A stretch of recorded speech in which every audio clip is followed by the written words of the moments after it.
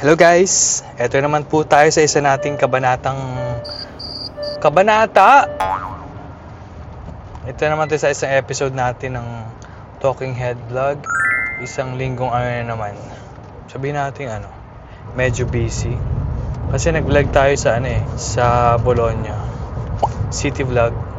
Ngayon naman, pupunta ako strolling lang sa Bologna, ganun. Tamang driving vlog para sa pang-upload natin sa YD kay YD. Tsaka guys, gusto kong pag-usapan natin yung sa burnout, kumbaga, para sa mga workers, para sa mga nagtatrabaho at nagsisipag sa buhay, umaarangkada at umaabante sa buhay, lumalaban ng patas. Pag nabu-burnout, yun yung kalaban natin. Parang ang stagnant ng sa buhay. Yung naiisip mo pag burnout ka, wala akong level up, walang move forward sa buhay. Parang andun ka na lang lagi sa posisyon na yun. Parang puro ka na lang trabaho, laging pagod. Mas ramdam mo yung pagod pag burnout ka. Doon na papasok yung pagiging mo sa negativity mo. Nawawala na yung pursige mo sa buhay. Ang pessimistic mo na. Parang trabaho naman, ganito. Nangyayari yun sa akin. Pag nangyayari yun, ako, lumalabas. Hindi naman kailangan paglabas mo, kailangan mong gumastos ng malaki o Makaano ka lang ba? Lumabas ka lang sa monotone. Pagiging monotono sa buhay. Yung paulit-ulit yung ginagawa mo, ganun. Lumabas ka sa cycle na yun na paulit-ulit. Yun, nakaka-relax yun. Nakakawala ng isipin. Hindi ko sinabi magbisyo o Pag bisyo naman kasi, panandalian lang yun. Maganda yung gawin mo yung kung anong hobby mo, ganun. Lalo na yung hobby mo. Sabihin natin kahit maglaro-laro ka pag free time. Man yan, pa-mobile, mobile games o sport.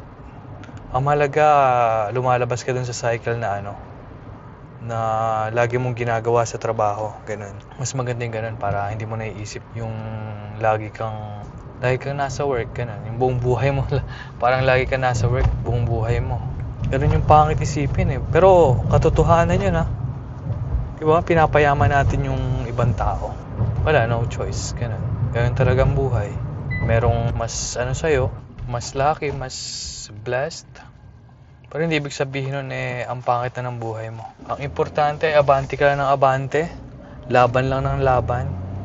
Tsaka kung nasan ka ngayon, kesa sa dati, ang layo mo na, di ba? Sabi nga nila, malayo pa pero malayo na. Yun ang mahalaga. At madapa ka man sa buhay, bangon lang ng bangon. Mas lakas pa nung una, di ba? Doon lang naman yun Mag-concentrate ka. Huwag mong yung kukompare mo yung buhay mo sa buhay ng iba. Kasi kanya-kanya naman tayong istorya. Kanya-kanya tayong sikap sa buhay. Yung iba, hindi naman nireregalo sa kanila yung kung nasan sila ngayon Pinaghirapan nila yung pinagsikapan nila, pinagpuyatan nila yon. Pinagpawisan at inalayan ng dugo. Kumbaga, ganun. Hindi yun given. Lahat yon may sakripisyong katumbas. Basta kung ma-burnout ka, hanapin mo yung trail mo, yung tamang landas. Lalo na pag maganda yung supportive system, yung mga nagmamahal sa'yo sa buhay. Kasi pag sobrahan sa burnout, nagiging anxiety, hanggang mapunta ka sa depression. Yun ang wag mangyayari. Yun ang mahirap pag nasa depression ka na.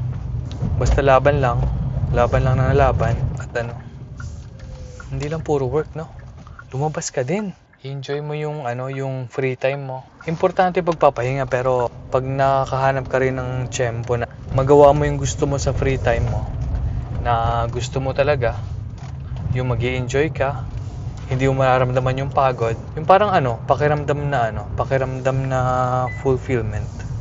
Ganun yung magandang rest day. Tapos, yung second nating pag-uusapan ay ang depression. Nahaging na natin kanina. Yung depression. Mabigat yung depression Pag nandun ka na sa stage na yun, kailangan mo na extraordinary support sa pamilya mo, kaibigan mo, mga nakapaligid sa'yo, mga mahal mo sa buhay, mga nagmamahal sa'yo. Siyempre, importante na rin yung relationship with God. Lalo na pag meron ka nun, malakas yung kapit mo dun. Yun, yung salvation mo sa depression. Kasi yung iba, alam mo na yung mga nangyayari pag hindi na kinaya. Pero dapat malakas din yung personality mo. Lakasan mo yung loob mo, lakasan mo yung utak mo, yung mentality, maging warrior ka, maging mandirigma. Di ba? Kasi sino naman tutulong sa'yo kung hindi yung sarili mo, di ba? At ang importante, laging magdadasal. Kasi ang pagdarasal ay importante sa pang-araw-araw, sa isip, sa puso, sa gawa, sa lahat. Importante siya. At ang ikatlong pag-uusapan natin ay ang pangarap. Lagi mong tatandaan, hanggat may pangarap ka na gusto mong makamit, kumbaga, na pinupush, na gusto mo maging sa'yo, hanggat nananaginip ka pa ng gising, magandang senyalis yun. Pag may pangarap ka pa, doon mo pwedeng hugutin yung apoy. Doon mo pwedeng hugutin yung lakas para umabante, para mangyari yung bagay na yun. Kung wala ka ng pangarap, parang wala nang magandang pupuntahan yung buhay mo, di ba? Parang mga unplanned kasi na bagay Pag hindi mo plinano yung buhay mo, ibig sabihin sobrang down na down mo na yun, wala ka nang pinanghuhugutan, parang hirap nun, di ba? Hirap ng ganun siguro. Ang mahalaga naman hanggat kaya mo, go. Hanggat may lakas ka sa katawan, hanggat hindi ka pa matanda, di ba? Yung matanda nga yung mga pangarap pa rin. Pero ikaw na bata ka pa, hanggat may pangarap ka, lusob lang ng lusob, sugod lang ng sugod, atake lang ng atake para matupad yun. At yun yung masasabi ko about sa sabihin nating in general sa buhay, mapatrabaho man o in general ko sa sinasabi kasi gawin naman hindi lang to about sa work, in general to, kahit anong bagay ma-apply mo siya. Focus lang sa goals mo, focus lang sa mga gusto mong mangyari at mga bagay na masasaya, puro lang positibo. Huwag tayo sa drama. Pangit yung papansin mo pa yung drama. Ang drama na nga ng buhay. Tapos papansinin mo pa yung drama at yung lungkot, i-entertain mo pa. Paano ka na lang nun? Paano lang yung mental health mo? Kawawa ka naman. Kung pansinin mo pa yun at i-entertain mo. Kaya pag may nega, huwag mo nang i-entertain. X. Mapatao man yan o sitwasyon. Huwag mong papansinin pag ganun. Yun guys, as always, paki-like na lang, comment din kayo kung ano masasabi nyo, at syempre, subscribe. Salamat sa panonood at hanggang sa muli. Bye-bye!